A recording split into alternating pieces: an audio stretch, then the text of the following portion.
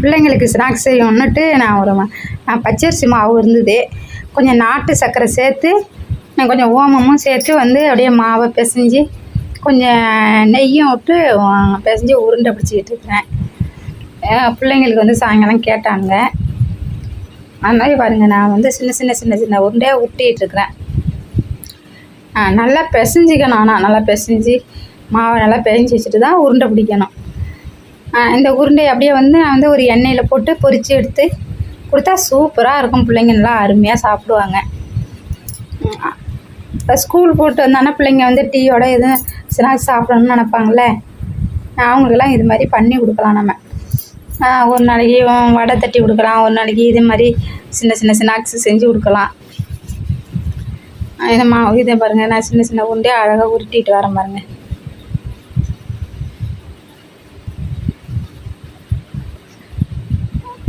நாட்டு சர்க்கரையும் சேர்த்துருக்கேன்.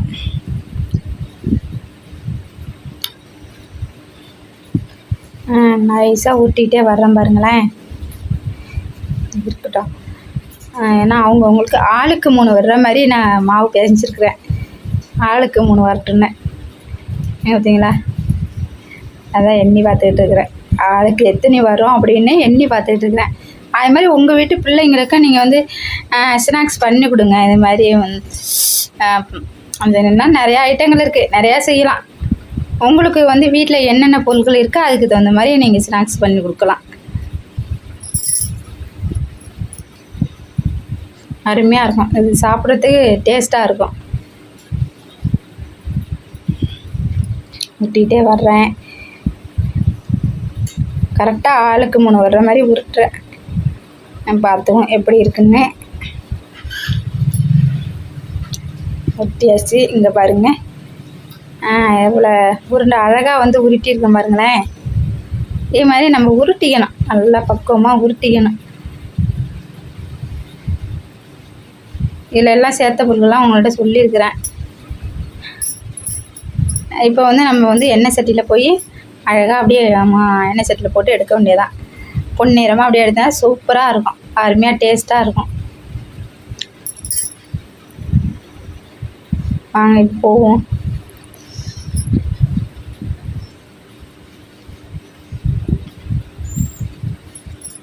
பாருங்கள் எப்படி இருக்குது. நல்லா உருண்டையெல்லாம் உருட்டி வச்சுட்டேன். இப்போ நான் வந்து சமையக்கட்டுக்கு போகிறேன், கிச்சனுக்கு போகிறேன்.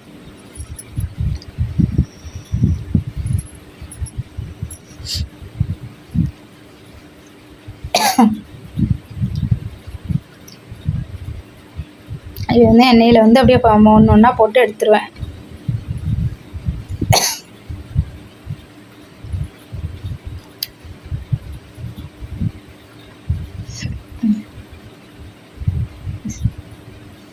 இது தனியாக பாவு காய்ச்சி வச்சுருக்கேன். அது வேறு கொஞ்சம் வேறு ஐட்டம், அது வந்து வேறு ஸ்நாக்ஸ் செய்கிறதுக்கு.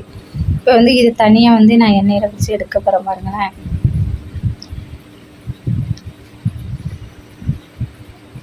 என்ன போதுமான எண்ணெய் ஊற்றிருக்கிறேன். மறுபடியும் ஒரு ஊட்டி போட்டுருவோம். எல்லாத்தையுமே மறுபடியும் ஒரு ஊட்டிக்குமா.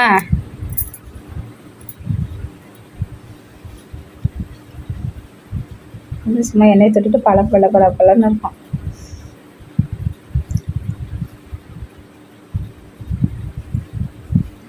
இப்போ எடுத்துக்கோ. நம்ம வந்து எண்ணெய் நல்லா சூடாகட்டும். அது வரையும் நம்ம உருட்டிகிட்டு இருப்போம், நல்லா அழகாக உருட்டுவோம். எண்ணெய் வானில் வந்து சுடணும்.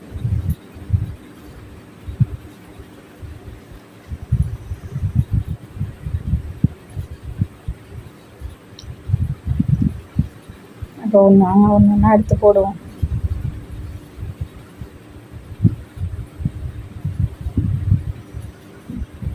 பார்த்தீங்களா, நான் வந்து சும்மா சின்ன சட்டியை தான் வந்து அடுப்பில் வச்சேன். சின்ன ஒரு வானொலி தான் வச்சுருப்பேன். அதனால் அதுக்கு தகுந்த உருண்டையை நம்ம உருட்டி போடுவோம். கம்மியாக தான் நான் எண்ணெய் ஊற்றிடுவேன். இப்போ அந்த உருண்டை வெந்தானே நம்ம அதை எடுத்துக்கிட்டு மறுபடியும் நம்ம அந்த உருண்டையை அள்ளி போடலாம். கொஞ்சம் தீயை வந்து நம்ம குறைச்சிக்கணும்.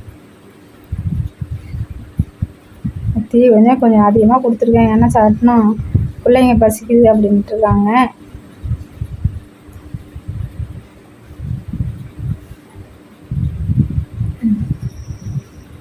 இது வந்து அருமையாக இருக்கும். கொஞ்சம் லேசாக கொஞ்சம் இதாக போயிட்டு தீ வந்து நீங்கள் குறைச்சி வச்சுக்கணும்.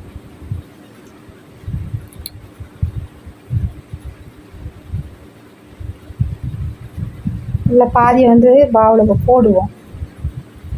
பாவில் போட்டு அப்படியே வந்து அதையும் வந்து அது மாதிரி நினச்சி அது தனியாக எடுத்து கொடுப்போம். இன்னும் டேஸ்ட்டாக இருக்கும், அருமையாக இருக்கும்.